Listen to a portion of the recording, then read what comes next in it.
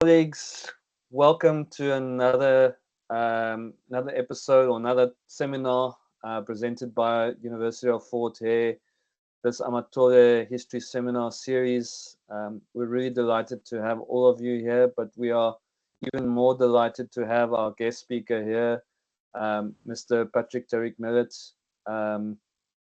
Really grateful that you accepted our invitation to come and talk. It's for such an esteemed author such as yourself to have you here is really great. I think that the conversations that we'll have during and after your talk are going to be tremendous. You have an insight which is second to none. Yeah, on behalf of the department, on behalf of the Amathole History Seminar Series, but more importantly, on behalf of the students who seek inspiration from presenters such as yourself, we thank you so much for making the effort to come and join us. And as always, can I ask you to introduce our esteemed guest? Okay, thank you, Yaku. So Mr. Patric Tariq Mellet was born in 1956. He grew up in District 6, Woodstock, and Salt River in Cape Town. He was born to a single mother in a poor Camissa African community. I hope I'm saying it right, where they had people classified as colored, white, and Indian in his family.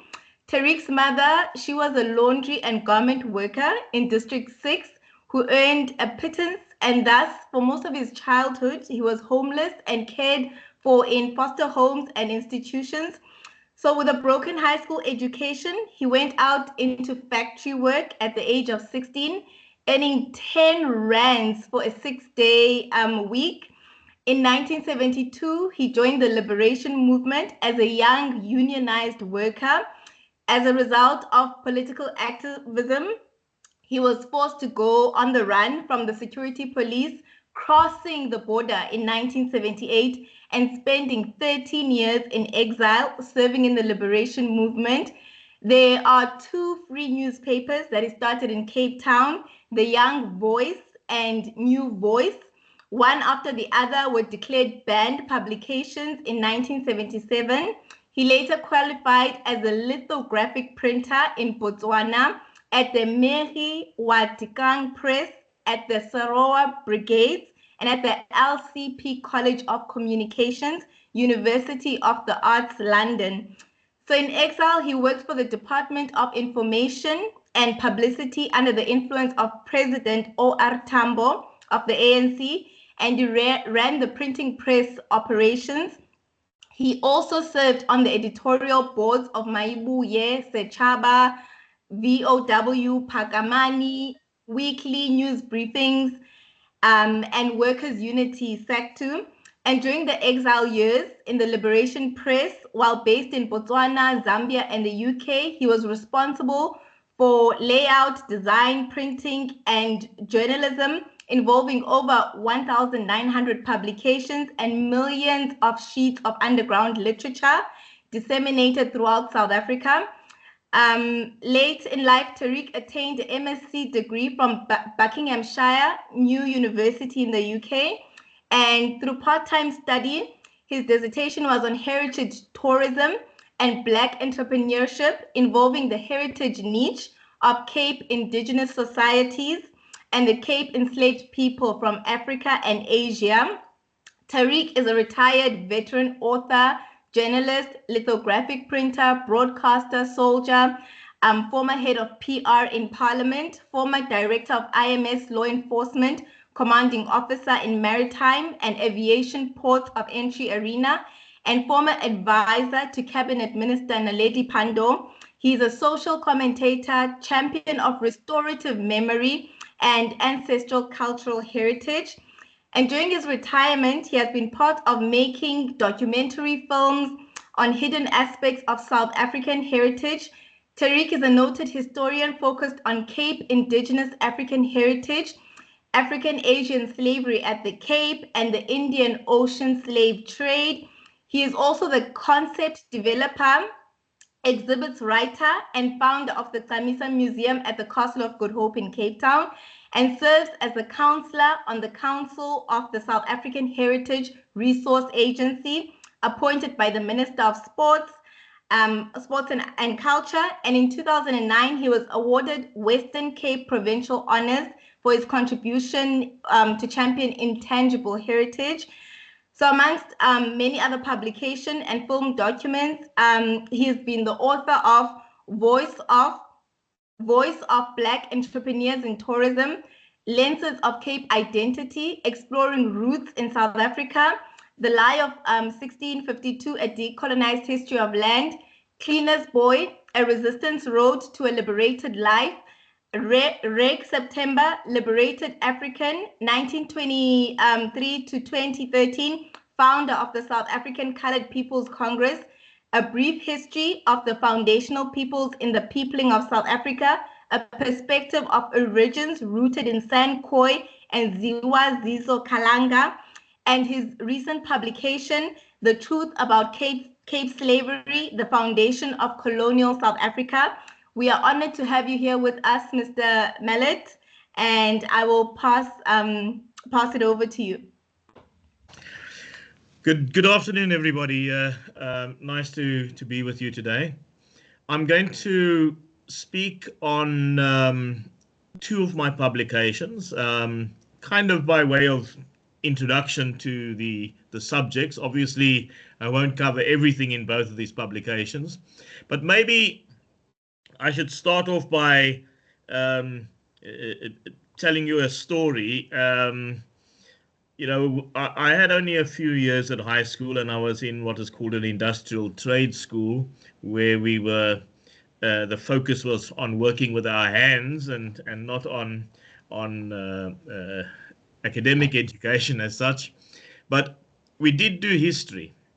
And I remember when I was in standard 6, the first year of high school, and this priest, Vinnie O'Gorman, Irish priest, crazy guy, walked into the classroom, and he had the textbook in his hand, and he was kind of doing this, and he was giving us the eye and walked up and down, and then suddenly, violently, he threw the book in the rubbish bin, and he said, "Rubbish, propaganda. I'm not prepared to teach you this rubbish." So for the rest of the year, we're going to talk about history. And come the end of the year, when you've got to do your exam, 2 weeks beforehand, I will tell you what they want to hear in the test paper. And until then, we're not going to talk about that. We'll talk about history. And so from an early age, I was introduced to history as perspectives, versions. And why I'm telling you this story is that before I start talking to you about my two books, I want you to keep in mind that mine too is a version, is a perspective. And in these books, I'm not trying to tell people what they should believe. God, we've had enough of that over our lifetimes.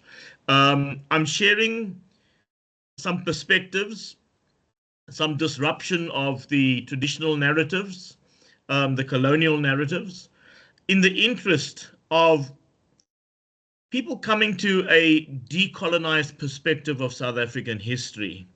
In both of my books and in other books that I've written, I've always told people, don't even believe what I'm telling you. Go and read and research for yourself. And I often say to people, you know something, I'm to a large degree, I was self-schooled and I did a formal education part-time at night. I've never ever gone full-time to an educational institution, but I did well. I got my MSc ultimately.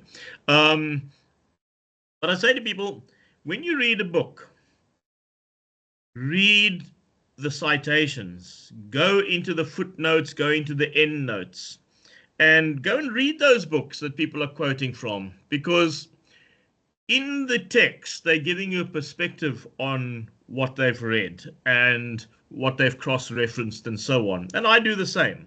So it's extremely important that if you're doing inquiry, that you keep a relatively open mind and that you're prepared to question and go down a whole range of roads and not just accept what the author would tell you. So these are the two books that I'm going to focus on today. The Lie of 1652. It turned out, much to my surprise, to be a bestseller. After 4 years, it's been reprinted 6 times and it's still selling well. The other book actually hits the shops today. And it's The Truth About Cape Slavery, The Foundations of Colonial South Africa. It's a different perspective to most of the books on slavery at the Cape and slavery in South Africa as a whole. So let's get into it. South Africa's past is poised, as I say, between blatant lies and shrouded truths. Hence the lie of 1652, the truth about Cape slavery. So South African history does not start with the man I call Skelema Jannie van Riebeeck in 1652. There's a blanking out of 1,600 years of African social history to consider before 1652. Time does not start in 1652, as we tend to hear in traditional colonial narratives. Again, the founding of the port of Cape Town, engagement and trade between indigenous people and Europeans did not start in 1652. South Africa was not an empty land, as was propagated to us. There were no people called Bantu, Nguni, Khoisan, and black aliens from North Africa did not invade and colonize South Africa in the 15th century. Indigenous people did not passively accept European expropriation of their land and livestock from 1652. There were no deals that were done. There is a story of 19 wars of resistance over 220 years. Not simply 9 Eastern Cape frontier wars. It was not European expertise and labor. Oh, sorry, we're having a little bit of a problem here. Let's just see. Yeah, it was not European expertise and labor from 1652 that developed the land and the built environment. This was done by the mass importation of African and Asian slave labor. As an illustration of maybe the most crude element of distortion and lies, we grew up in South Africa, and you'll see here in the center of your screen one of our banknotes, the 5 Rand note.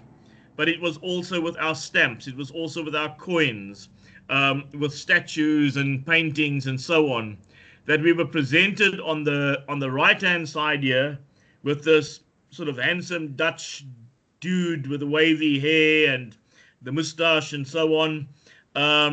This was Van Riebeeck that we grew up with.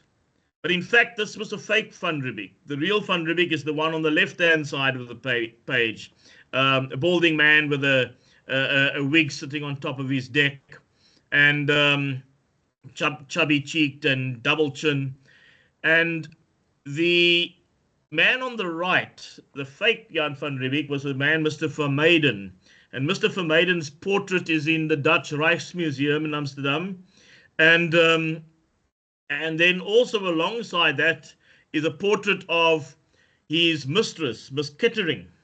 And Miss Kettering's picture was used to depict Maria van Riebeeck.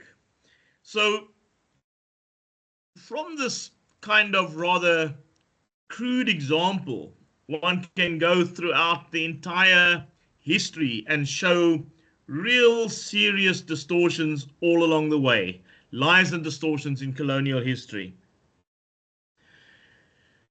I talk of restorative memory, and I say that it is vital to the crafting of restorative justice.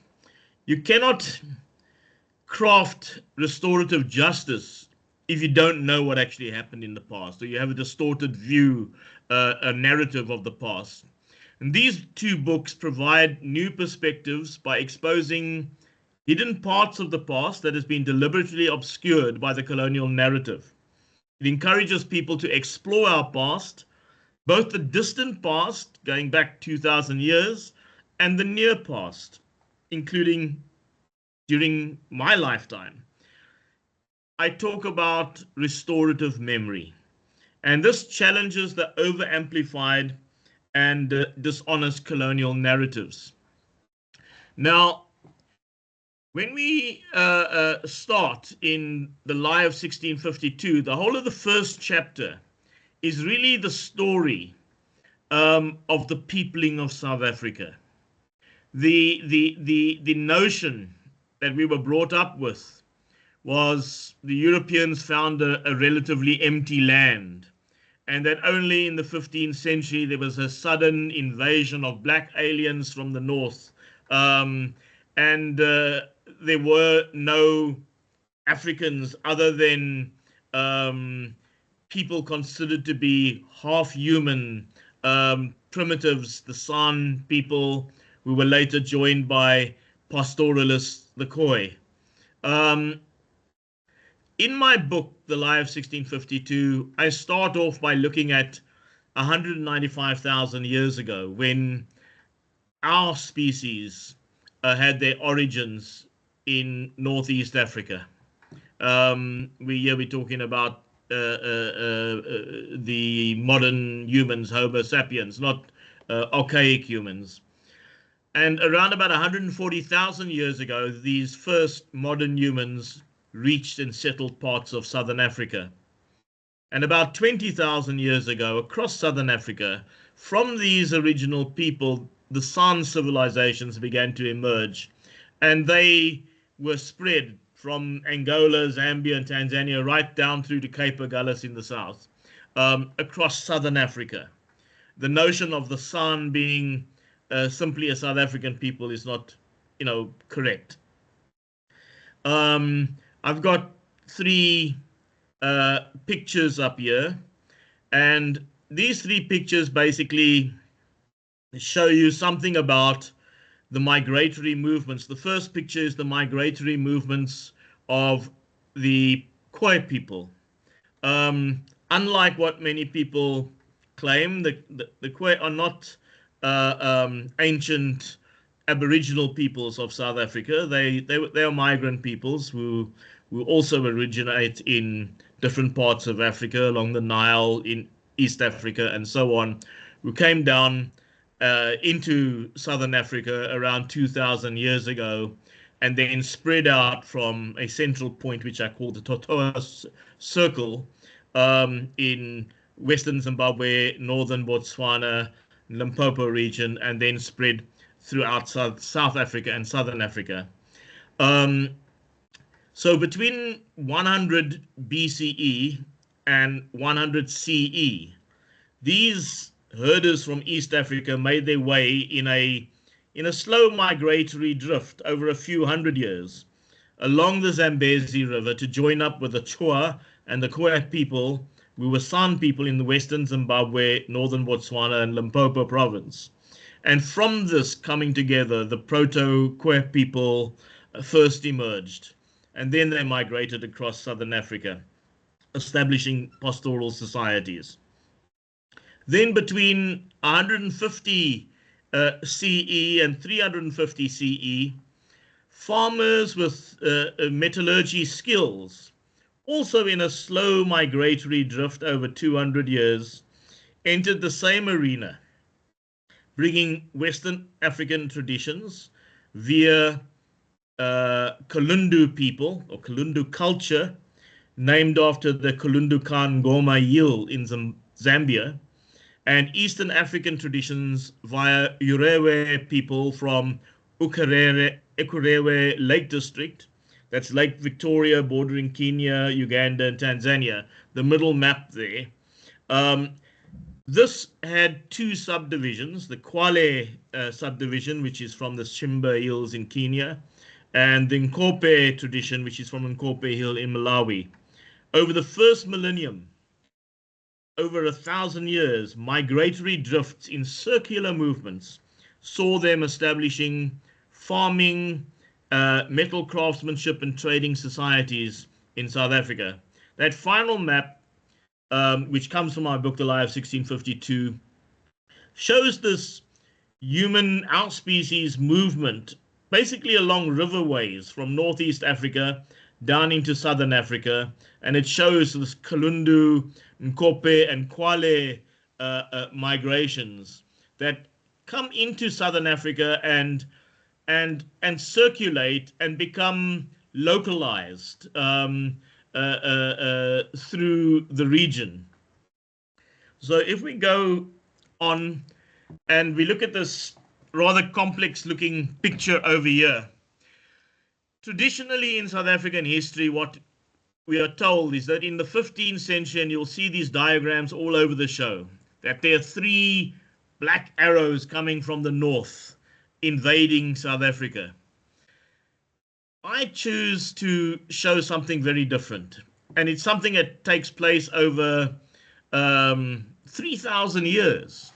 If we go back to the origins of the Kalundu and the Urewe cultures, and in ever increasing circles, in slow migratory drifts, they hit Zimbabwe and Zambia, and once there, there is an expanding circle of cultures over 1,000 years that develop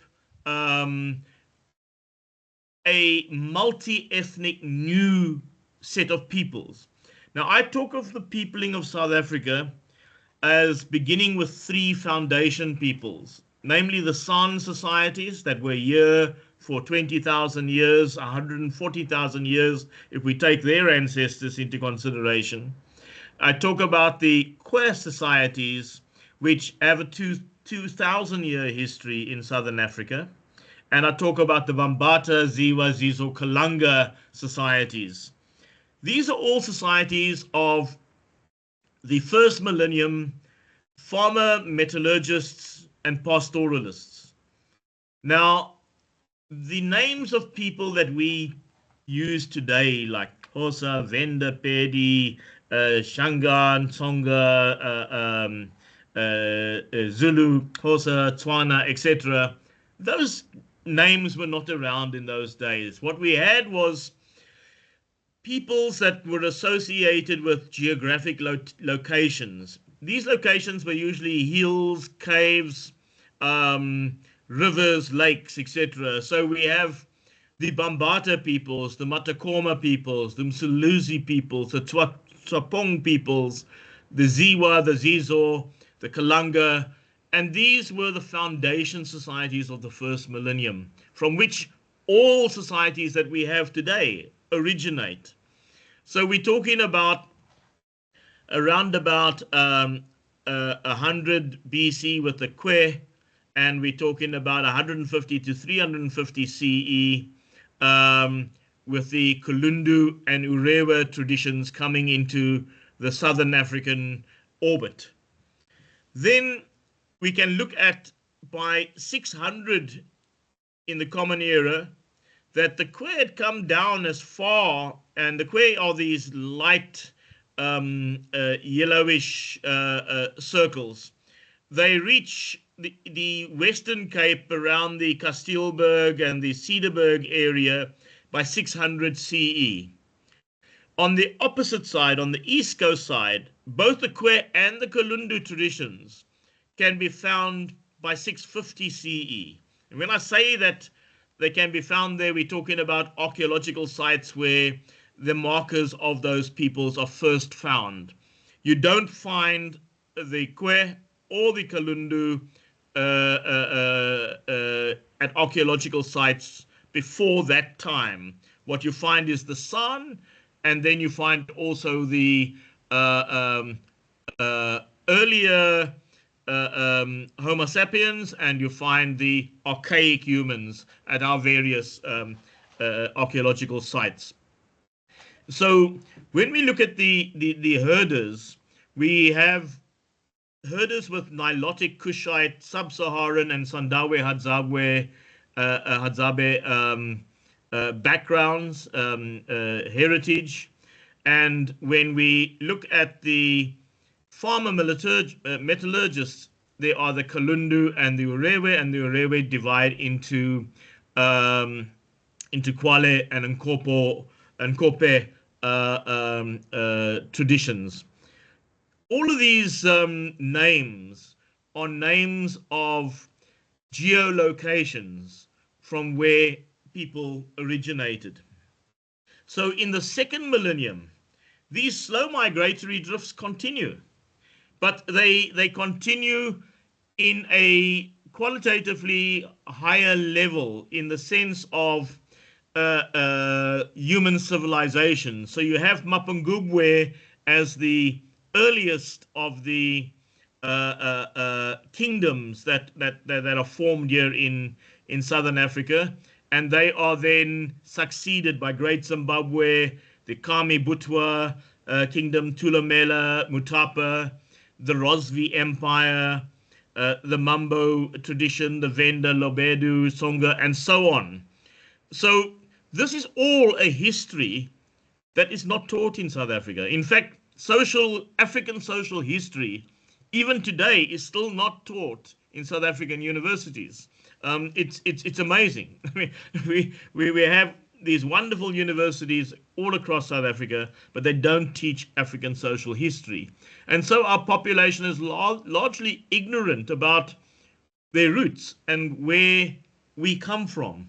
And so my first chapter in this book deals very much with the foundation peoples, what happens in the first millennium, and what happens in the second millennium to bring us to the present.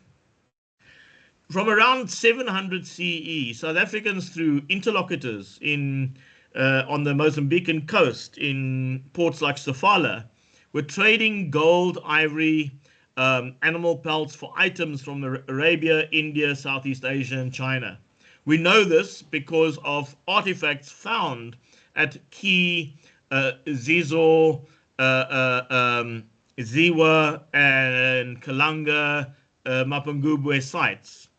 Gold was being fashioned into craft, and fine crafted pottery and ceramics can be found at Mapungubwe and other archaeological sites, indicating rootedness in the Kalundu and Urewe cultures. That's the Nkope and Kwale cultures. And by 1000 CE, stone-walled towns and kingdoms began to emerge and spread.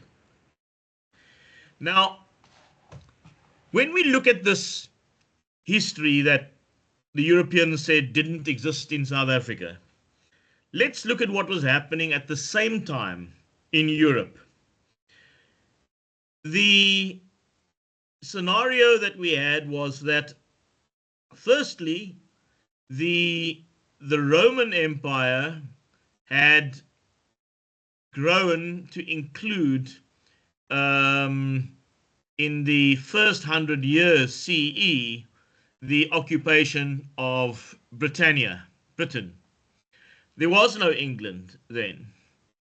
England, as we know it, came about in stages, but it also involved human movements, just like happened in Southern Africa.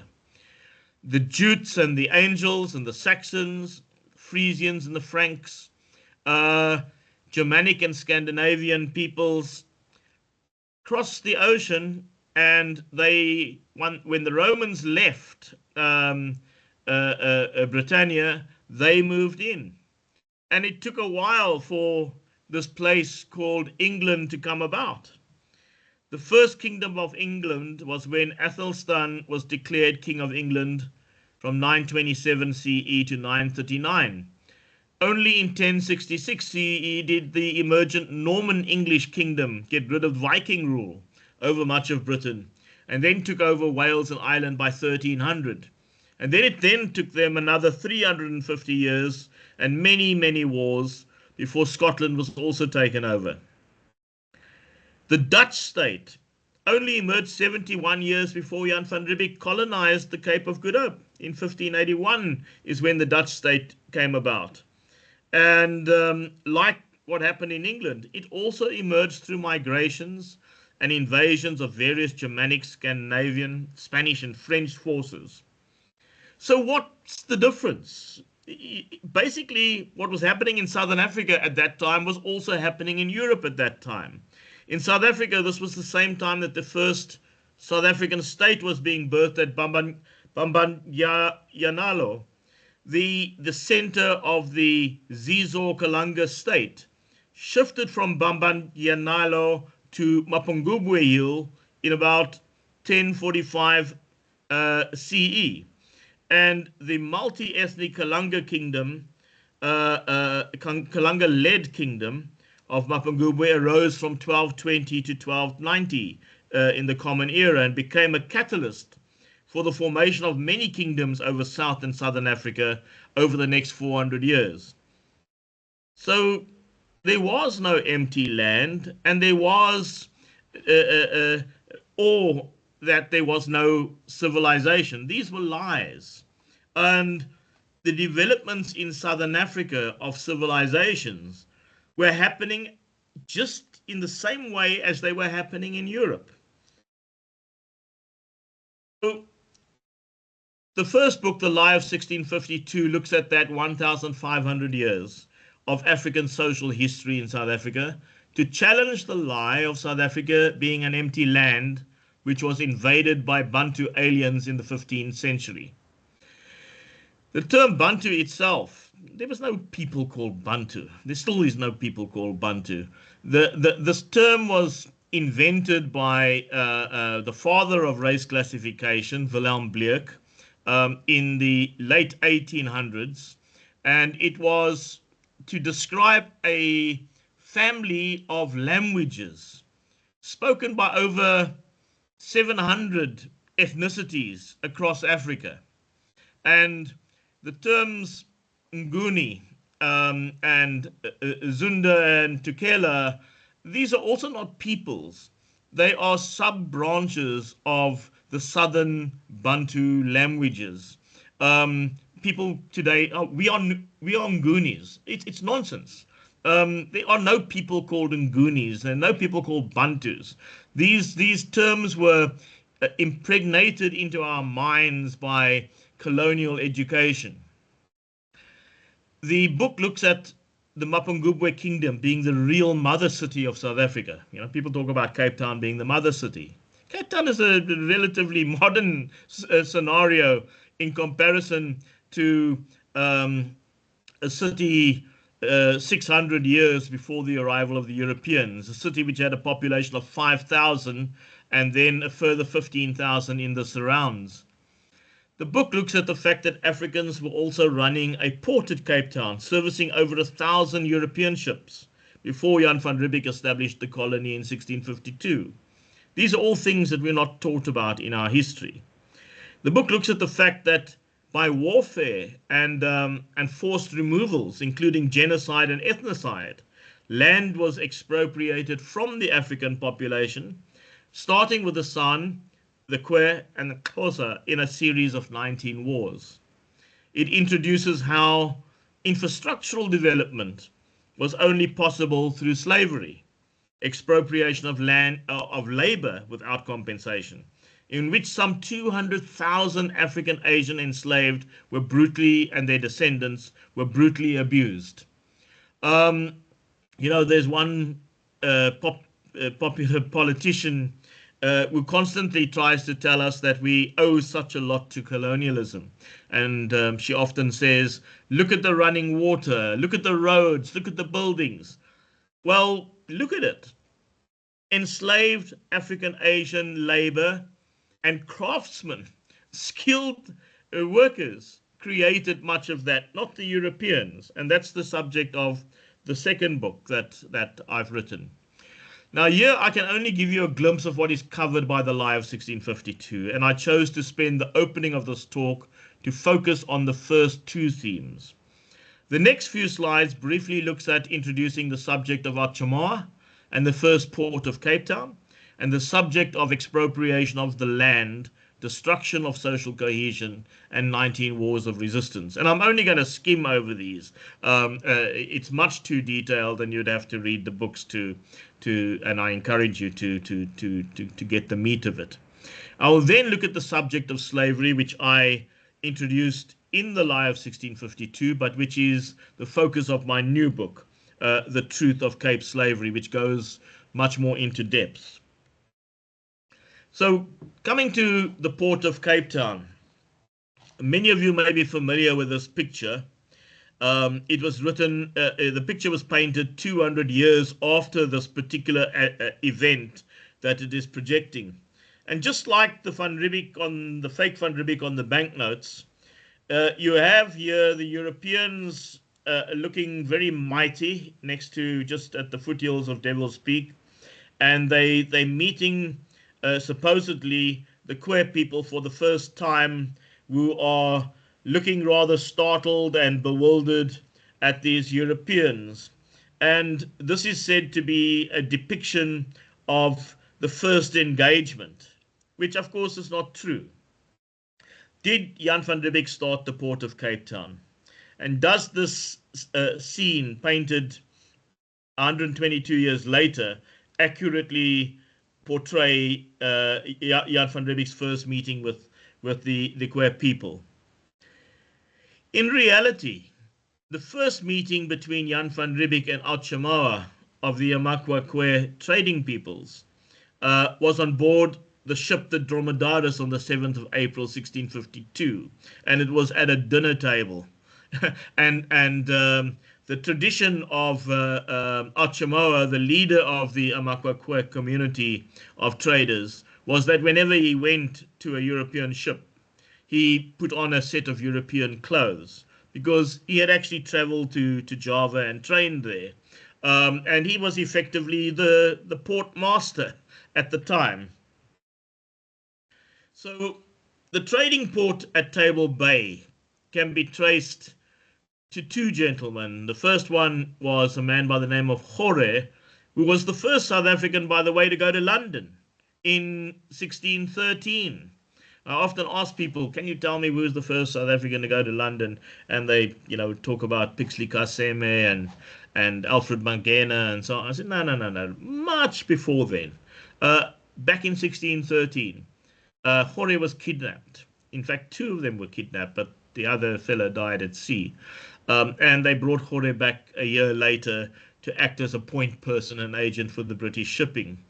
And the Dutch killed him in 1626.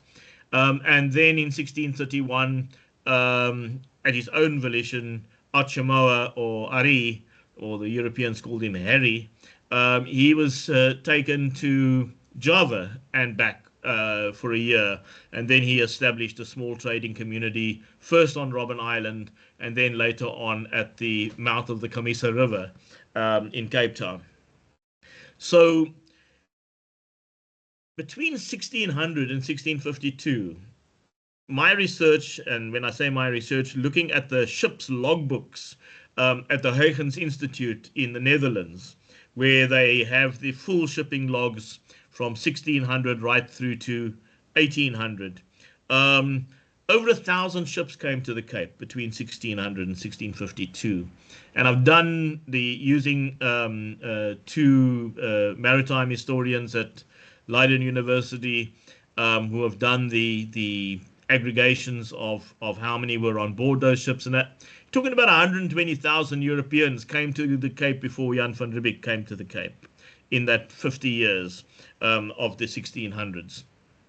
So during that time, somebody was some people were servicing those ships, and Achamoa was leading that group of people who were servicing the ships. Now, when we look at this man Achamoa, he's projected, in the history books, European history books, the colonial narrative projected him as a beach scavenger, what they called a strandloper, and they called him Harry, which was his indigenous name was Ari, and his praise name was Achamoa, and they pronounced it Harry or Harry. And when we look at who actually started the port of Cape Town, Jan van Riebeeck in his diary journal, he makes a statement where he says, Harry prided himself that it was he who started the incipient trade at Table Bay. So this isn't something I'm making up. And it's actually a statement from the chief head honcho of the Europeans, Jan van Riebeeck. So there was contestation right from the beginning between van Riebeeck and Achamoa, and they constantly were in conflict from 1652 through to 1660. And in fact, Harry was ultimately incarcerated on Robben Island by Jan van Riebeeck. Now, there are various Europeans who note facts about Achamoa, the fact that he wore European clothing when meeting ships. Peter Mundy, who was traveling on a ship by the name of the Mary, refers to him as wearing European clothing and as being the governor of Robben Island. Jan van Riebeeck contradicts himself, firstly by describing Achamoa and the trading community as beasts, dull, rude, lazy, and stinking, an untrustworthy, savage a set of people living without conscience. But then later he contradicts himself in his journal. He says that he initially regularly had dinner with Harry and his family, noting that they enjoyed Spanish wine, Dutch cheese, bread and butter, and noted that Harry loved wearing European clothes. So you have this contradiction in the colonial narratives. And by the time our generations were learning history, the one part of the narrative was completely obliterated by the narrative of the roaming scavenger, the strandloper. Jan van Riebeeck further makes the statement in his journal in 1656. And he says, "It won't do to say that they are merely wild savages. What can they, these queer traders, do? For the more they are known, the more impertinent they are found to be, and certainly not so savage and stupid as beasts." I've spent hours and hours and many years reading and rereading Jan van Riebeeck's journals, and there's a lot to be learned from them in terms of the contradictions and in terms of at times being brutally honest and at other times being brutally dishonest. Now, the records give the names of 3 shipping agents and postmasters at different times. The one was Jorge, the first one. Then there was Achamoa, and there was another man, Isaac. All queer people, all who had traveled abroad.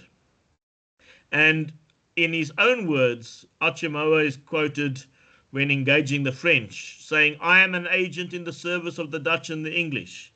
Van Riebeeck says he prided himself that it was he who was the originator of the incipient trade. Peter Mundy says, Hudder or Harry, who that day came in English habit from head to foot. Hudder is chief of all who dwell there and governor of Robben Island. Tavernier says, so soon as the ship arrives, they bring beasts to the shore with what other commodities they have to barter. And back in 1601 to 1608 alone, during that period, the queer and European transactions show the following European transactions in trade. 1,839 sheep were traded and 149 head of cattle traded to 4 ships alone. And Ravenheart says that. That was just to give you a little taster of the chapter that I do on the original port of Cape Town and how what the Europeans have done is completely primitivized and almost created a beast narrative about the indigenous people who were in fact very successful cattle ranching farmers and traders with passing ships. The book goes on to talk about the lie about the land and the lies of mutually agreed fair sale of land, or alternatively the lie that most of the land was unoccupied, or alternatively the lie that the indigenous people had a primitive non-understanding of land ownership. Now, again, when you read Jan van Riebeck's journal, you'll find there that there are whole full narratives of what queer leaders like Achamoa actually said. And they challenged the Dutch and said, you know, do you think that we could just walk over into Holland and take land as we pleased? And Van Riebeck then brutally says back to them, well, look here, you have lost your land by the sword. We have taken it from you by the sword, and you just got to accept that. We hear a lot about, no, there were great trade-offs and land was bought from the indigenous people and so on. And really, when you start to scrutinize these so-called treaties and documents, you'll be shocked at what actually really took place. The truth about the land is that a successful Cape African livestock farming society with tens of thousands of sheep and cattle was ruined within 100 years by European plunder and expropriation of land and livestock and watering holes and so on without any compensation. But this was not without resistance. From 1652 right through to 1879, we can track and put dates to and identify the locations of wars of dispossession and resistance by the San, the Khoi, and the Amaxhosa over 227 years. Now, the Dutch United Dutch East India Company, the VOC system of dispossession, involved firstly issuing what they called grazing licenses to trek farmers. And this was a license to invade Khoi and Kham of the San people lands, and later the lands of the Xhosa, followed by commando-led wars, including genocide, followed then by the declaration and registration of what was called a Lenenplatz, a leasehold agreement with the Dutch East India Company, and then that was followed by the signing of post-seizure treaties. This is how it went for the full period of Dutch occupation from 1652 right through to 1806. The British system of dispossession was military invasion, forced removal by scorched earth, including genocide, imposing reservation systems, mass importations of the settlers, like the 1820 settlers, declaration and registration now of freehold farms, and the banking mortgage system, which we still have today. So the VOC leasehold system transferred then into a freehold system. And all of this took place over 227 years and with much violence and destruction that the effects thereof are still felt today. Now, it's not just me saying these things. We can go and we can look into historical documents. And we have here General John Cradock, who was the Cape Governor from 1811 to 1814. And he talks about impressing on the minds of the savages a proper degree of respect. And he's saying this to his man in the field, Lieutenant Colonel John Graham, after which Grahamstown was named. And he says he impresses on Lieutenant Colonel John Graham the expediency of destroying the kraals, laying waste their gardens and fields, and in fact totally removing any object that could hold out to their chiefs an inducement to revisit the regained territory. Now, Colonel Graham was Lieutenant Colonel first, he became Colonel John Graham.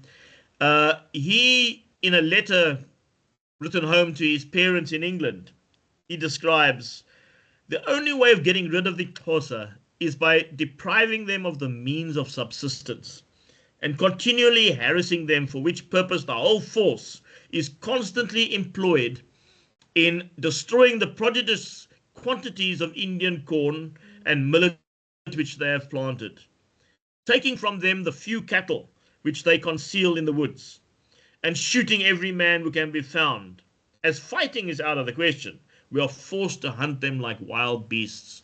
What you have being described here is genocide. So that brings me to the next subject, which I start off in the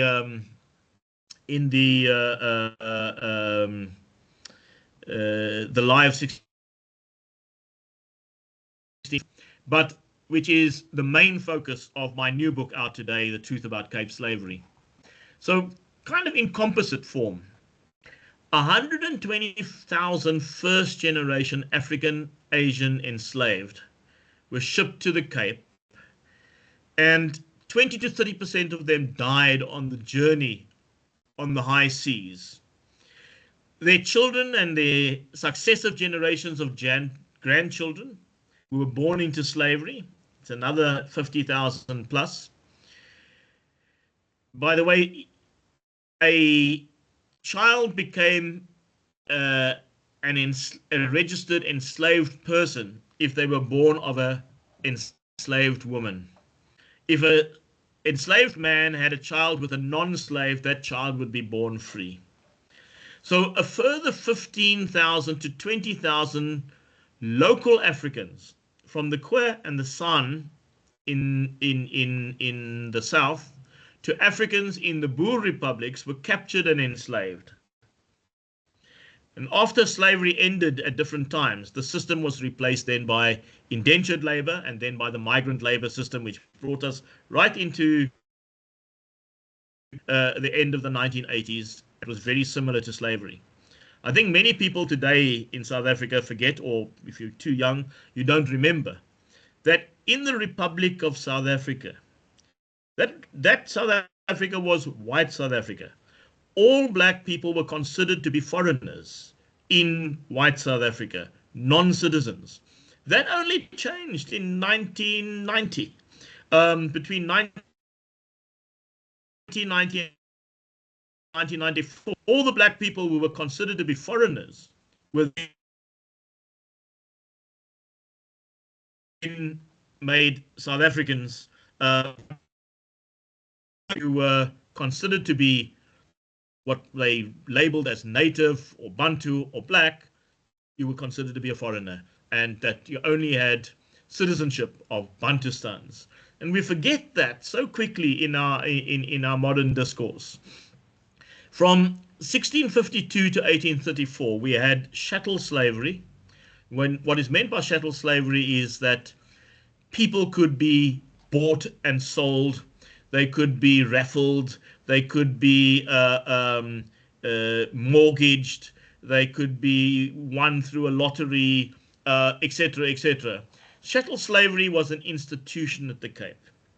Then from 1834 to 1838, after legally enslavement was outlawed, the enslaved were forced to compensate the former owners with 4 years of compulsory apprenticeship labor, while the British state paid out compensation, reparations to the slave owners for their loss of enslaved.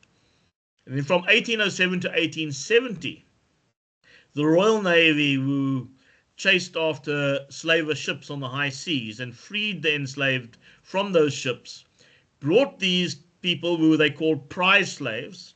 The people themselves didn't call themselves prize slaves, they called themselves liberated Africans. They brought these prize slaves to the Cape, where they were forced to work for free for 14 years. For them, slavery only ended in 1870 and not in 1834. From 1836, when the Great Trek took place, many of the trekkers took enslaved from the Cape with them.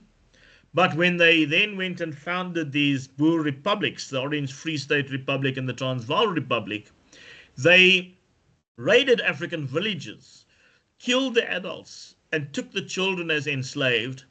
And they also engaged in buying and selling of these enslaved children, and in even exporting these enslaved children through Mozambique, and they landed up in the Americas. there were a number of South African people who were also enslaved and taken to the Americas. Slavery built South Africa, and this is a subject that nobody talks about today. History is silent about the Indian Ocean slave trade, which involved, 4 million plus enslaved people, and how chattel slavery operated under cruel abuse in South Africa. We had crucifixions in the Cape for 120 years, impalements, hanging, drawing, and quartering, burning people at the stake, garroting, drowning, various forms of torture was part of the whole system. This has kind of been expunged from our memory and from our history. And slavery itself was then, when it came to an end, it was succeeded by the indentured labor system and then the migrant labor system.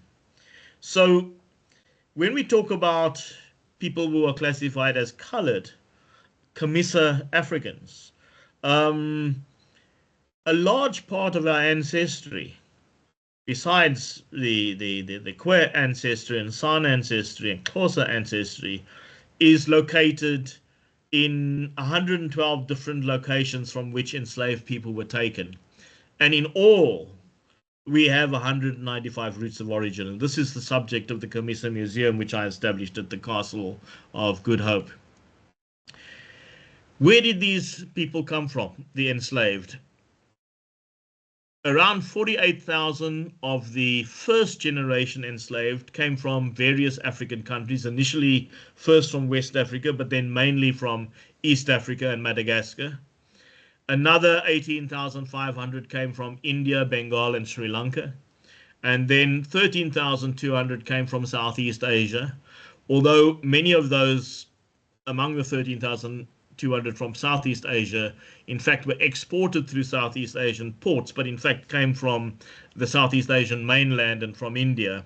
It was mainly the islands to the south of Java in Indonesia that produced the rest of that 13,200. Javanese themselves and Malaysians themselves weren't allowed to be enslaved under the Dutch. So it was the indigenous peoples around them that were enslaved. Some of the places of the origin of enslaved was Cape Verde Islands, Guinea, Benin, Angola, Mozambique, Zambia, Congo, Malawi, Zimbabwe, Tanzania, Kenya, Madagascar, Ethiopia, 20 locations in India, Bengal, Sri Lanka, Myanmar, Thailand, Vietnam, Laos, indigenous peoples from Malaysia and Singapore, 22 locations in the Indonesian islands, Borneo, Papua New Guinea, East Timor, Philippines, China, 4 provinces, Japan, the Solomon Islands. So you can see that these peoples are our ancestors in the Cape who had no choice in being relocated. They were forcibly located to the Cape as enslaved. So slavery is a subject that is not talked about in South Africa. The truth is largely hidden, yet it was part of our life for 230 years. South Africa was built on slavery and indentured labor. It involved brutal violence, mental abuse, killings, gross exploitation. It was the foundation stone of racism and apartheid. If you really want to understand racism and race theories, go and study slavery. And don't only study the slavery of the Atlantic slave trade, which is talked about a lot in the Americas. One of the reasons I wrote this book was the first 5 chapters I wrote for the Dutch king. Because the Dutch king, about 18 months ago, made a statement of apology for the Dutch role in slavery. But when I read this statement, it seemed he didn't know what he was apologizing for, because there was no talk about the Indian Ocean slave trade and no talk about slavery at the Cape. He merely centered on the Atlantic slave trade and on 2 Dutch possessions in the Americas. And so when he came on a visit here, I produced these first 5-6 chapters to the king via the embassy. I've not heard back from them over the matter. I'm sure that as this book is published and it gets widely sold in the Netherlands, I will then maybe get a response. Here I just mentioned the chapters, and you will be able to get this from the guys at Forte University, this presentation, so you should be able to have it. But please get the book. The other lessons of the book. Black diversity was abused for colonial gain through divide and rule tactics. I cover this in my book, The Lie of 1652. Institutionalized race classification, which I go into in some detail, and I look at the census in 1904, which was the last census to record people according to their traditional societies' names. After the Union of South Africa was formed in 1911, and by the way, everybody talks about South Africa all the time, but South Africa is a relatively modern construct and was constructed by two opposing colonial forces. Black people had no part in creating this thing called South Africa. Yet today we are so damn South Africa proud, not understanding where this concept and land boundaries actually originate, and we forget about our Southern African history.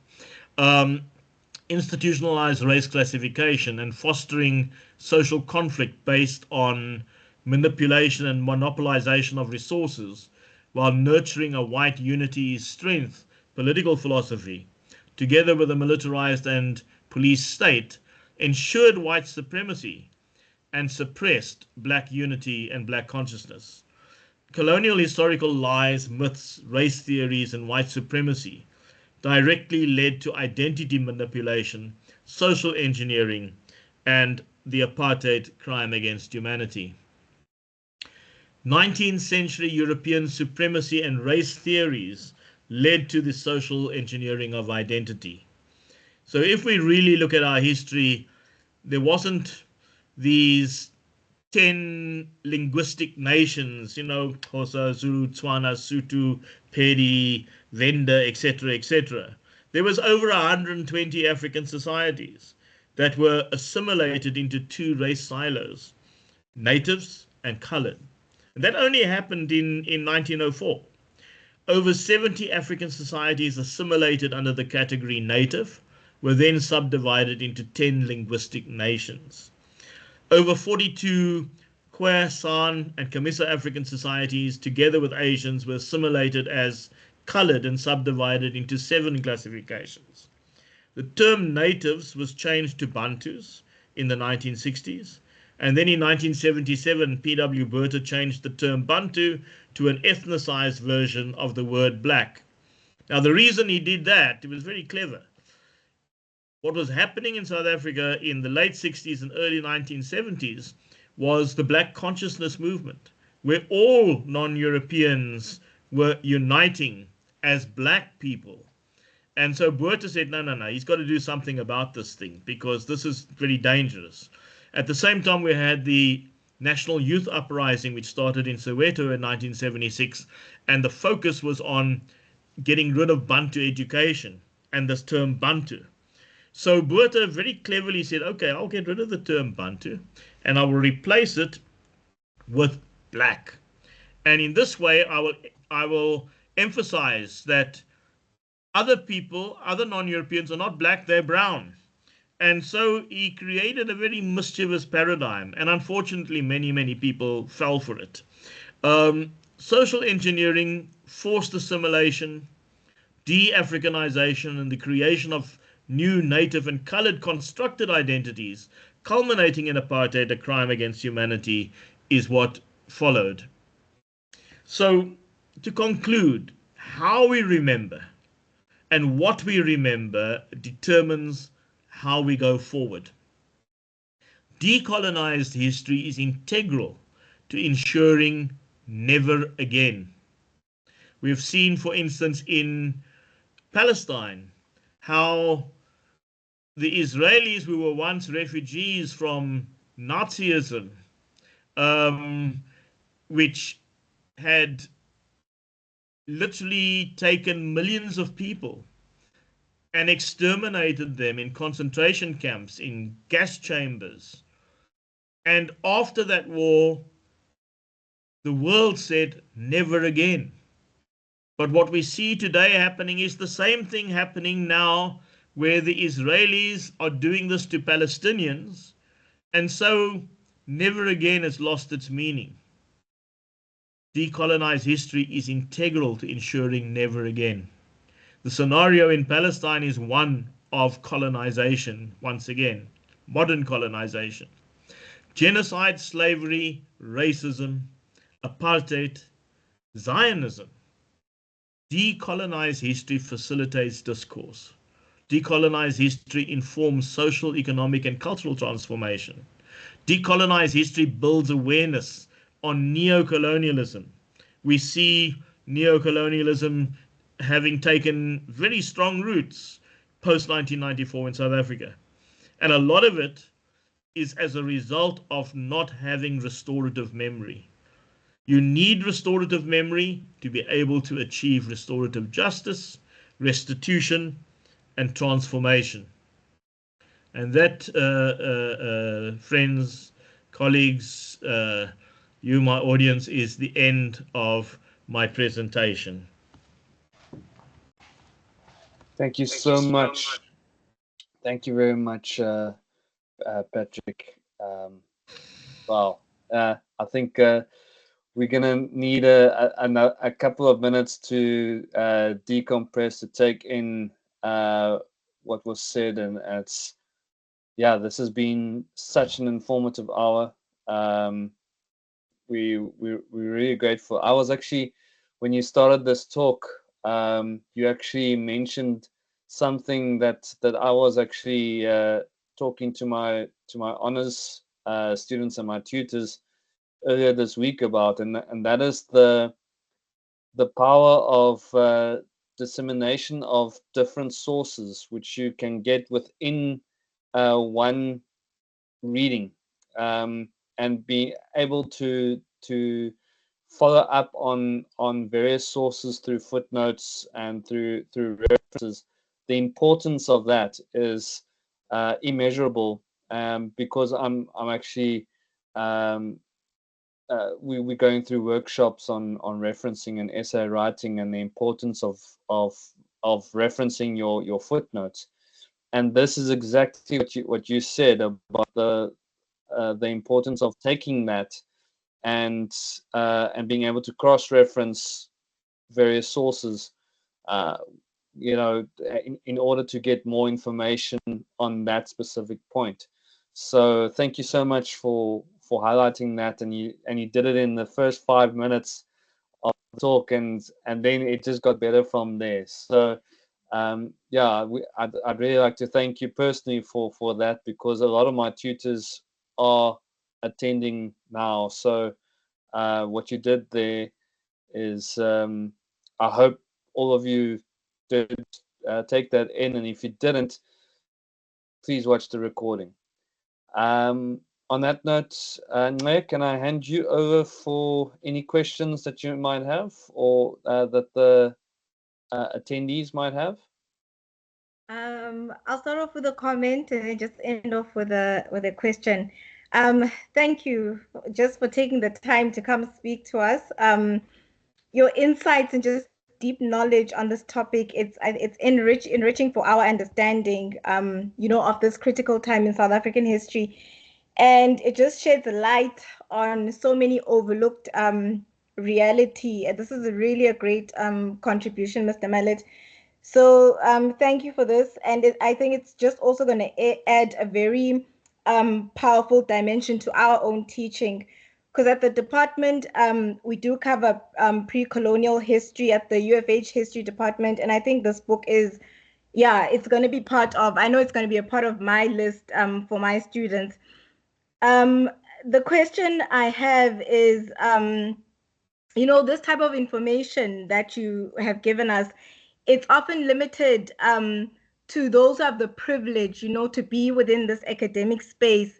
So I guess I wanted to ask you, how would you suggest we engage with that majority, you know, of people in South Africa who are unaware of this history? Like when you look at, and you know, you've looked at our where we originated, the cultures, you know, we spoke about, and when you look at your presentation, all I'm just thinking, one of the things I'm thinking is just xenophobia. It shouldn't be a thing, you know, it should not be a thing in South Africa. And maybe if more people would understand this history, it would, you know, it would help dismantle, you know, those prejudices that people in South Africa carry. So I guess, how do we begin to use this knowledge to reach have an impact on the broader society? And how do we help mend South Africa, you know, help people gain this deeper understanding and foster that unity that we need, because we do need that unity. So what would be your suggestion, you know, in ending these divisions that are so deeply ingrained in South Africa? Yeah, it's well, firstly, what I've done about it is to write these books, to do the research and the writing. I'm not doing it simply as an academic exercise. It's agency. It's about putting the time and effort in to shine a light on who we really are. Because it's when you don't know who you really are that you begin to other people. And othering has become a national sport in South Africa. And it's rooted in apartheid and in colonialism.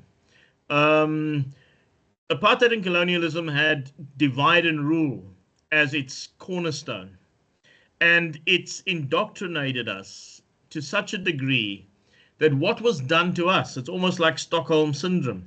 What was done to us, we now do to others.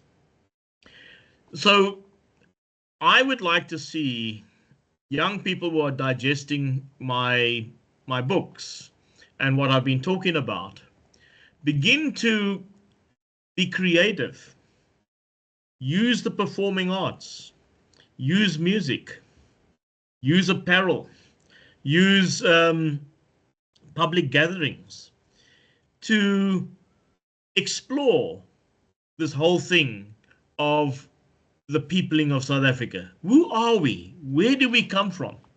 You know, if I go onto the website of the Zulu Nation, I'm shocked at the apartheid history that is on that website. The Zulu people are being told that they actually marched down from Egypt to South Africa. And it's just complete nonsense. When we look at the foundation people of those people who from, you know, only from the 1820s onwards called themselves Zulu, if we start to backtrack from the 1820s and we look at what previously existed, Mthwetwas, the Ndwandwes, the Tembe, the Hlubi, and so on, you see that a new creation was brought about. If we go back further than the Mbo and the Hlubi and the Ndwandwes and the Tembes and the Mthwetwas and so on, we look at the root people of the Zulu people, and they came out of that first millennium. There were the San and the Khoi, there were the Bokoni, there was the Tsonga, there was the Kalanga. All of these people are root peoples of the Zulu. Zulu didn't march down from Egypt.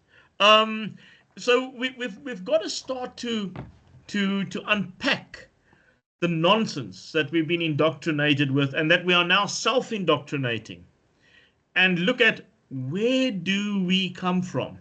And it's only by going into this complex web of history of who the foundation peoples were and how over a long period of time, not just in the first millennium, but also in the second millennium, migratory drifts were happening in a circular movement in Southern Africa, and were radiating continuously down from East and from West Africa, and that we are an African people, not simply a South African people.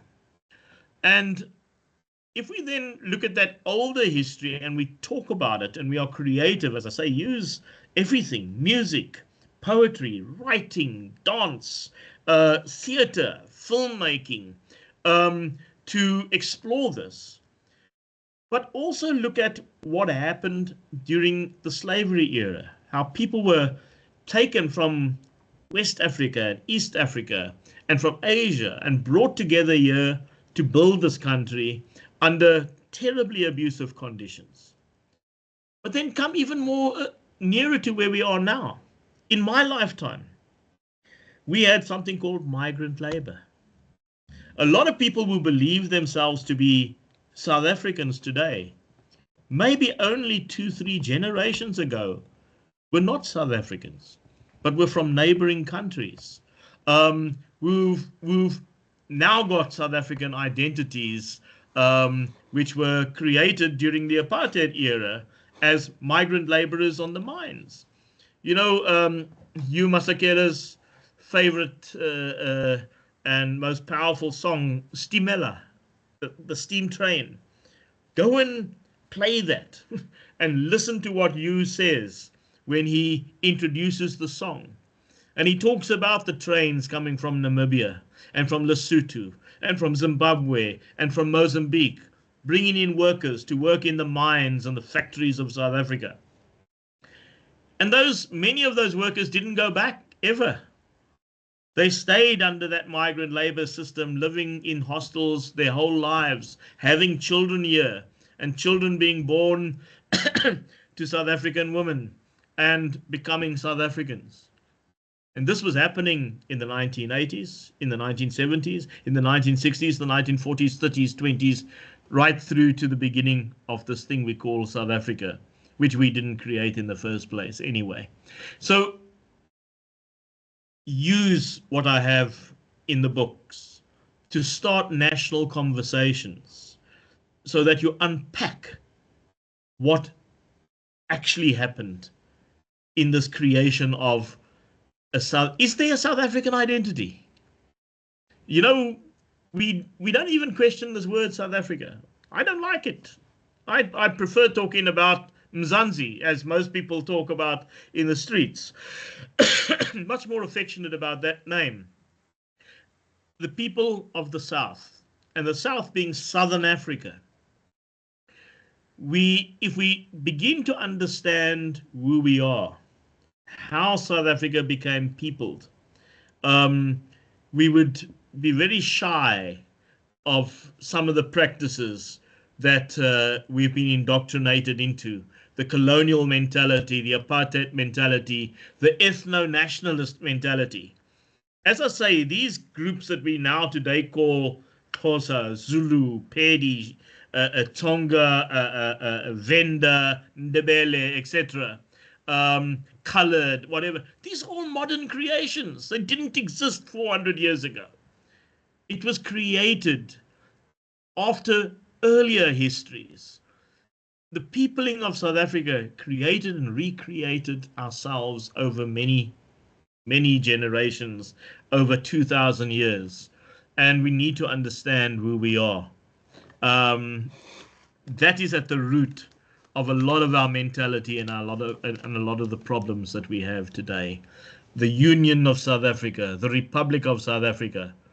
Both the Union of South Africa and the Republic of South Africa were white states where full citizenship was only open to whites, second-class citizenship to colored, and no citizenship to the people that were labeled as black. That only changed in the 1990s, just a little while ago. That's what we went and fought about in the struggle. That's why we took up arms against the apartheid system and colonialism, was that they totally endorsed out the majority population from being citizens in the land of their birth. That's what happened in 1936 with the Land Act.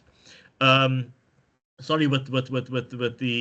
with the disenfranchisement, what happened back in 1913 with the Land Act, and what happened through the 19 wars that I described in the Cape, and what happened with the wars in Natal and so on. So really we need to come to grips with what was the past. And until we have restorative memory, we cannot hope to create one nation in South Africa. Never mind how much talk of unity that there is. There's a big difference between the political use of the word unity and the real world of unity, because there are so many them and us scenarios in South Africa. And real unity is about us without there being a them. Thank you. Thank you so much for that. I see that Tapelo has got his hand up. Tap, so are you still there, buddy? Yes. Thank you, Yako. Thank you, Kamakazi. Thank you, Mr. Mellet. I have a lot to say. This was more than a mouthful. I'm excited about your books. I should get 2 copies myself. And you gave me a lot to think about when it comes to African social history. However, I just wish to say 2 things. One is a comment, and the other one is a question directed to you. Let me start with the question. You see, I think everybody gathered here can positively say that you have written magnus opus of African social history. There's no doubt about that. In fact, you should get Nobel Peace Prize for it. You should get Order of Mapungwe for it. You should get all the, your flowers, basically. And I'm saying this because I've seen in different I've seen how, especially when it comes to revisionist historian, how whatever they've written, which is the foundation of how we get to interpret South African history in the 70s or South African liberation struggle history. So whatever they've written stands as, pièce de résistance of revisionist history, such that no one can question it, such that when writing a PhD thesis, examiners will tell if you do not have Mellet in your paper or in your thesis, it will not pass. However, when it comes to what you have written, I promise you there are going to be other historians, thinkers, intellectuals, what have you, who are going to write the very same bastardized version of South African history that you tried so hard to correct, you tried so hard to restore.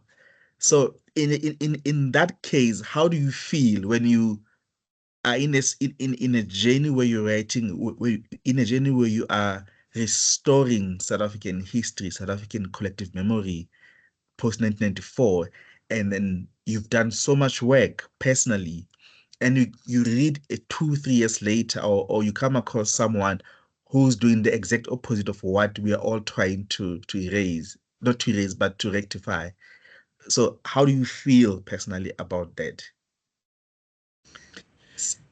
Secondly, the other comment I wanted to make, which you made on, or rather that you made on P.W. Botha, is that he was a genius of his time. He was the modern day Dr. Verwoerd of his time. The way he played with the minds of the so-called today what you call them clever blacks of the time. Yeah, that's my 2 cents. I don't know if you got my very first question. Yes, I did. Oh, thank you. Look, when I first brought out the Lie of 1652, in fact, even before it came out, when you write these non-fiction works, the publisher will always insist right in the beginning that 3 peer reviewers have to look at the work before they finally agree to publish. And one of the peer reviewers was a senior history professor at a prominent university. And that particular peer reviewer did a 1-pager response in which she said she would never entertain such rubbish if it was given by one of her students to her as work. Now you can imagine how disheartened I felt when I read that particular peer review. Luckily for me, the two other peer reviewers were much kinder. Secondly, when the book came out, a prominent conservative white historian wrote a full-page article in the Afrikaans newspaper Die Burger, and slammed the book and said it was entitled, Die Burger gave the title, "Read this book at your peril." And the author, Dan Slay, totally misrepresented the book and in fact lied in a few cases about, for instance, he said, you know, there were no citations and so on, and where in fact there was 600 citations in the book. And specifically on some of the things that he pointed out. But it was a vitriolic, aggressive response to the book. Luckily, another prominent person in here, former judge Johan Krichler, wrote a response article to Die Burger, and he titled it, "Do not read this book at your peril," in which he said he may not agree with everything that I've stated, but that a lot of hard work went into the work, and it certainly gave people a lot to think about. So there was mixed responses from the white community. In the case of the peer reviewer, that was not a white woman, it was Camissa, African woman. The vast majority of people, remember this book came out in the COVID year. So I ended up doing, I think, about 80 different webinars of this type during that year. I was exhausted. And they were not just in South Africa, they were also abroad.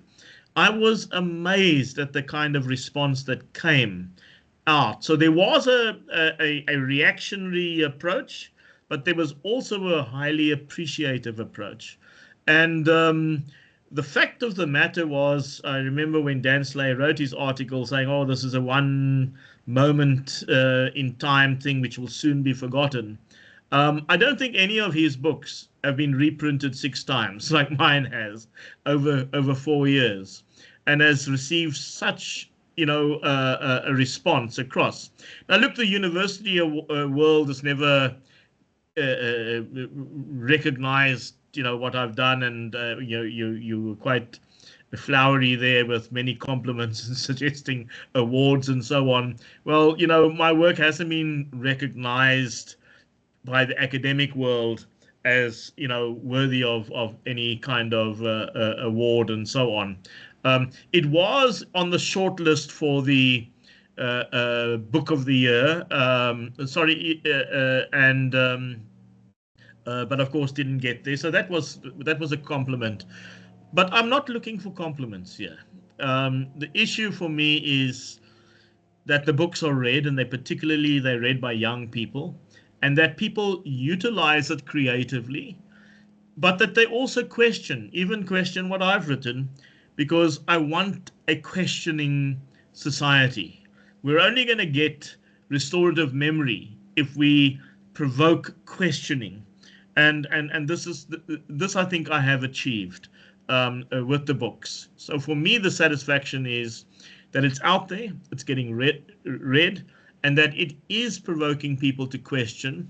And even, you know, when was it, about a month ago, I saw a fellow on TikTok having a book reading where he was reading my entire book to, you know, in a series with people who were talking about it and questioning, and I joined in, and because somebody tipped me off about it.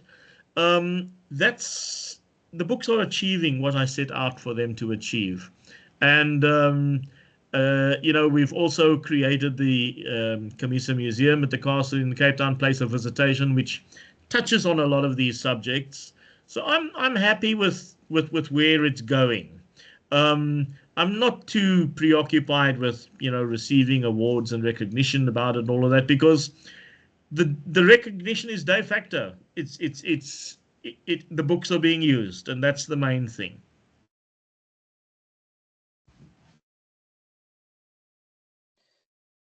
Thank you so much, Patrick. Yeah, I hope.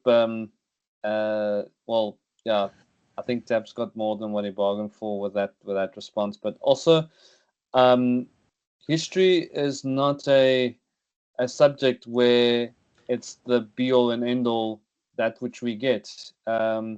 As historians, we often come across things that personally challenge our bias, because let's face it, all of us do have bias, and that we have got these underlying or sometimes overlying biases which inform our perspectives on the world. And then when we find something which challenges that, then it's our duty and responsibility as historians to take it and to weigh it up, but also give it its due, because that is what history is all about. It's about challenging perspectives, challenging norms, and pushing for critical thought. And yeah, from hearing what you've said and from the slides, that is exactly what you have done. And for that, I think what you have done in contributing another chapter in South African historiography, I think is very, very important to recognize that, and to recognize what we can take from your work. So yeah, from that standpoint, I absolutely applaud you, and I agree with Taps that all the awards should be abundant unto you. For But you know what I would like? I would like to see our university. The word university implies universal education. But what we actually have is Euroversities. There needs to be transformation of our universities into becoming universities, places of universal education, rather than Eurocentric places of education. And maybe, maybe that's too big a thing to start off by campaigning about, although I believe that the pressure should come from young people to move from a monoversity scenario to a university scenario. But the first step is that it's about time that each one of our universities introduce African social history as a subject. Southern African social history and Pan-African social history. We don't know our continent, and we don't know the subcontinent. We need to be able to engage and have people getting degrees in African social history in South Africa. It's not the case at the present. All of the stuff that I talk about, and if I went outside of the Southern African ambit, back to Old Kemet, pre-Egypt, one of the first two civilizations in the world on the African continent, and I look at a string of about 20 different civilizations on the African continent that people in South Africa don't know about. They don't know about writing systems in Africa. All of these things are part of African social history, and it needs to become embedded in our universities. But as long as our universities are going to be Euroversities and mono-universities rather than universal education, we have a problem. Now, when we look at some of the foundation universities, you take the University of Cape Town, when it was founded, It didn't have money, and it needed certain chairs to be funded. And it came into a relationship, an early relationship with the Union of South Africa. And that relationship was based on something called the native problem, helping the government to solve the native problem. And if we look at personalities in white academia, if you look at the founder of anthropology in South Africa, Mary Barber, who used such choice phrases as describing the San people as one step away from their cousins who still swing in the trees. And we look at the creation, fabrication of the term Khoisan. Today, people believe there was a people called Khoisan. This was a German academic, what was his name? Leonard Schultz Jenner, who during the genocide of the Nama and the Herero and the Kung people in Namibia, where they had concentration camps, where he was doing experiments, live experiments on people and exporting severed heads of San and Nama people to Berlin. He creates this term Khoisan, which he describes as a sort of subhuman race, and that the German people should build their graves on the build their societies on the graves of these people. And in South Africa, the term Khoisan is considered to be today to be some kind of special term, and people are even fighting over being called Khoisan, whereas it's actually got a very derogatory and brutal history to it. And it was imported into the University of Cape Town and exported from there globally by Isaac Shapira. When we go to the roots of our universities, whether it's the University of Cape Town, Stellenbosch, or Pretoria, and so on, there is some really horrible history there. And we are still locked into that Eurocentric approach to the production of education. And it's poisoning young minds. And when we say we need to decolonize and we need to move beyond this coloniality paradigm, it is not simply being radical. And we're not trying to get rid of universities. We're actually trying to get universities to live up to its name of being places of universal education, where Asia, Africa, and Latin America are as recognized in terms of their indigenous knowledge as European knowledge is recognized. And we're a long way from that in South Africa. So I think that young people need to make this their mission, that we need to challenge, and not challenge just in terms of what we're against, but here I'm saying fight for something that we're for. We want faculties that have African social history. At the moment, we learn about African social history kind of as an appendage to archaeology, to sociology, to anthropology.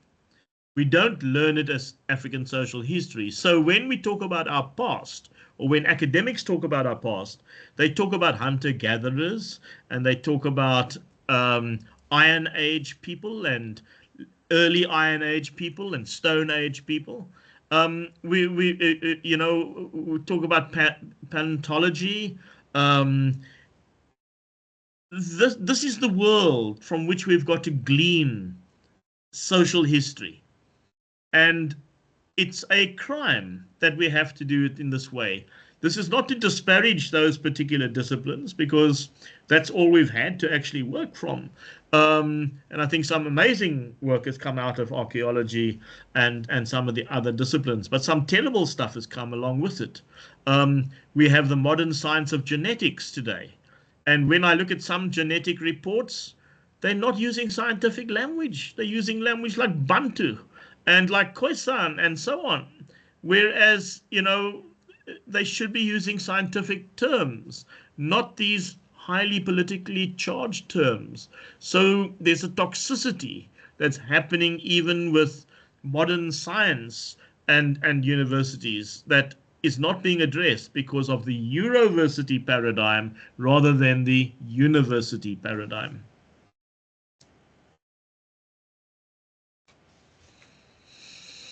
There you go, colleagues. The challenge has been thrown down. The gauntlet has been thrown down for us.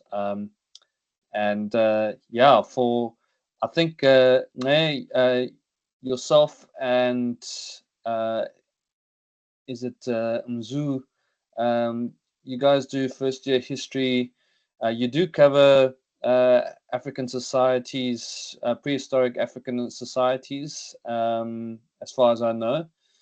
So it will be fantastic to take all of this advice into as thought and to encourage this even more. I think us as a department, we pride ourselves actually on the emphasis that we place on African history, contemporary African history at least, but also prehistoric African history, which I think is fantastic. We actually the tip of the sword. If you look at other universities, especially universities in this province as well as the Western Cape, University of Fort Hare seems to be leading the way in terms of promoting African history, and I mean rightfully so. We are we are the home of Nelson Mandela, and we have this tradition of also being a predominantly black university. So why should we keep on pushing on Eurocentric views, whereas because it's unsustainable. So yeah, I think we are doing a stellar job, but it's not done. I think it's a job that can improve and is improving. If I look at the all the young lecturers and our postgrad students coming through the ranks and pushing through very, very valuable points of research, which challenge the norms and challenge the stereotypes of history. So yeah, I think that's it's very encouraging. In my new book on Cape slavery, right in the beginning, I do a little bit of a critique on Stellenbosch University, where it's the one university that has got a dedicated department to looking at slavery, but it's a department that's almost completely lily white, and it's there's no real participation by descendants of enslaved people. So you have a university with a very checkered history in terms of apartheid, in the modern era, projecting it as being at the cutting edge of slavery studies, but it's quite a big project, and yet it doesn't have participants from the descendant slave community. So I do a bit of a critique on that, and I look at that department, break it down, look at the numbers and so on, and I think that's the kind of thing that we need to be doing with all the universities, is putting them under a little bit of pressure, under the microscope, as to what transformation actually means. And they're far from transforming, particularly the big traditional white-dominated universities. Yet, by the way, the student populations are transformed because majority black students. Well, but the faculties are not. So that's what I wanted to ask actually as well, with regards to the slavery unit at Stellenbosch. How is it that do they have a feeder system from their students that feed into the staff? or is that non-functional? Well, why is it that the slavery unit, I mean, that has a student body which is by now, I would guess, predominantly African? Why would the staff still remain the white? It's tied to the economics department, Ah, and it's right from its board through to its subcomponents, through to the teams of people being brought in to the program. It's completely unbalanced. So even at the level of participants in the program, it's still predominantly white. wow. And that's a tragedy, because they're actually doing very important work. But one of the I can't now remember it all from the book, but I remember one prominent professor involved actually made a statement to say that when studying slavery, it is oversimplicity to link it to colonialism. I'm saying, wow, how can you make a statement like slavery and imperialism and colonialism? You cannot remove these things from each other. And of course, there's no talk about slavery being the basis for racism. So racism, colonialism, and imperialism are all cornerstones of slavery. But you have a leading professor on the team who actually says, no, it's too simplistic to explain slavery as being a product of colonialism. Weird. Sure. Any questions, comments from this very dwindling group? I don't know what happened to. We had quite a large group, and over the course of the afternoon, there are a few that have dwindled away. But yeah, can I ask if there are any other questions for Patrick at this current time?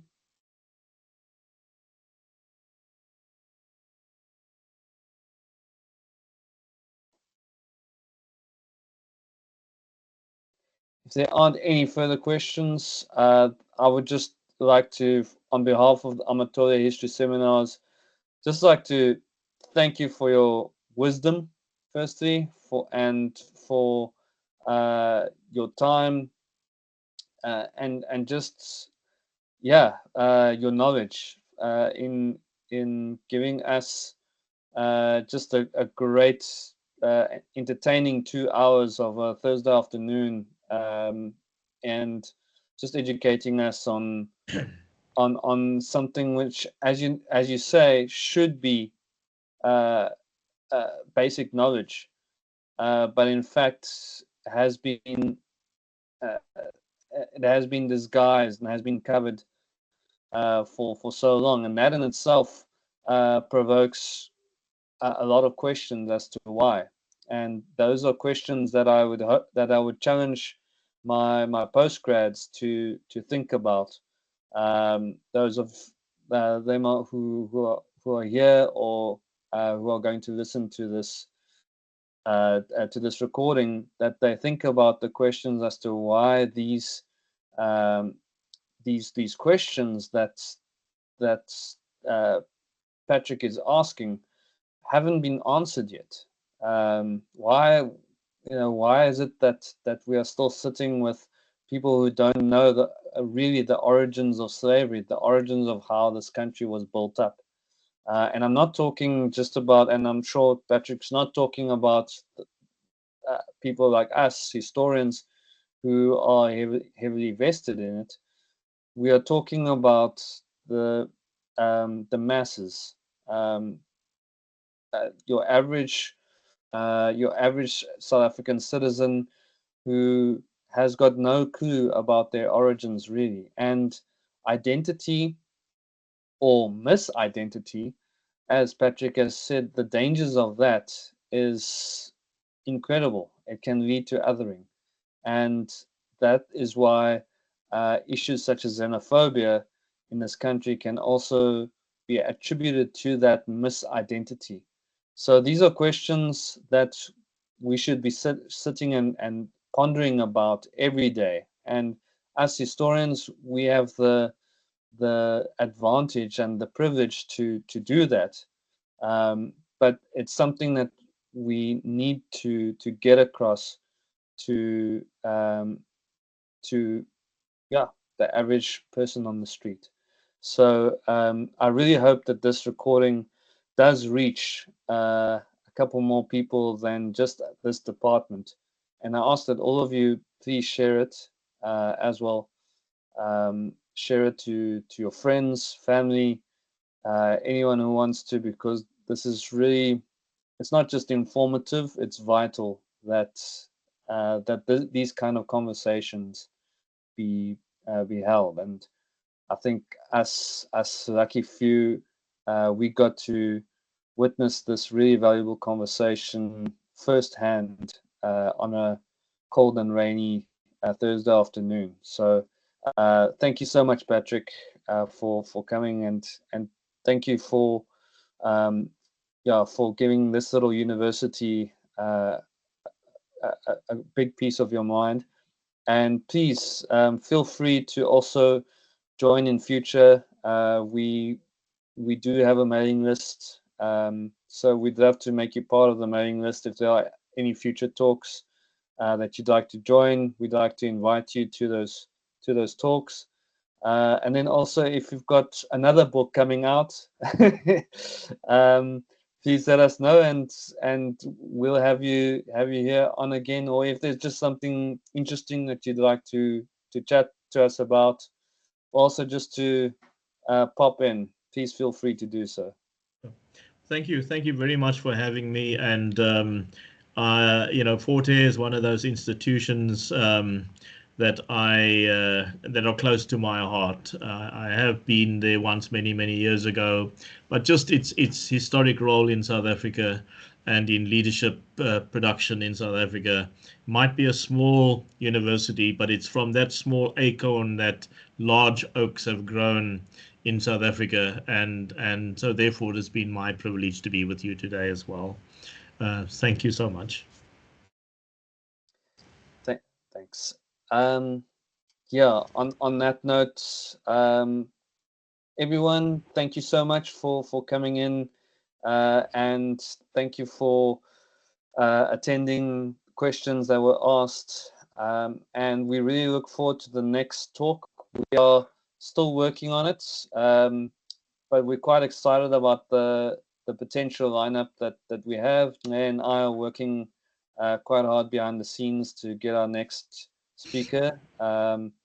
We hope also to have the Dean with his book launch, Prof. Rus. His book launch is coming soon. We're really privileged to be hosting that one too. The date is still yet to be determined, but as soon as it is, all of you will hear it first. So yeah, on that note, Nate, do you have anything else to add? Nothing to add. Yeah, thank you, Mr. Mellet, for this incredible work and just your dedication to decolonizing history. When you were talking, I don't know if you guys know that maths meme, that lady doing all the maths. I felt like that lady today. Just your book revealed so many gaps, within the existing literature that we teach and that we go through. And it's going to be interesting. It's going to be lovely to just incorporate, this perspective and this book into our teaching. Thank you very much. We truly appreciate you coming out here for us. Thank you. Thank you, Bakasi. Great. Thank you, Nate. Okay. So on that note, have a great and blessed rest of the week, guys, and a lovely weekend to all. See you on the next one. Sure. Thank you. Goodbye. goodbye. Cheers.